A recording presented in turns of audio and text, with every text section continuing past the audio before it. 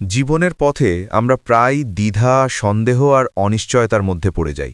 কোনটা সত্য, কোনটা মিথ্যা, এই প্রশ্ন আমাদের মনে ঘুরতে থাকে।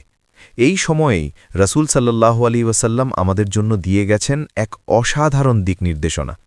রাসূল সাল্লাল্লাহু আলাইহি ওয়াসাল্লাম বলেছেন, তোমার সন্দেহের বিষয়টিকে নিশ্চিত বিষয়ের উপর ছেড়ে দাও, আর নিশ্চয়ই সত্য হল প্রশান্তি এবং মিথ্যাই অশান্তি।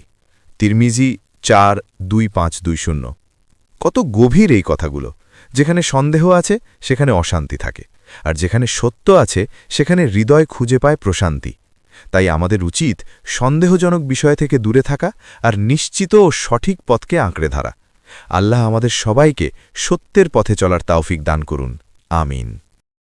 ভিডিওটি ভালো লাগলে লাইক করবেন, শেয়ার করার মতো হলে শেয়ার করবেন এবং ফেসবুক থেকে দেখলে আমার পেজটি ফলো করবেন, ইউটিউব থেকে দেখলে সাবস্ক্রাইব করবেন।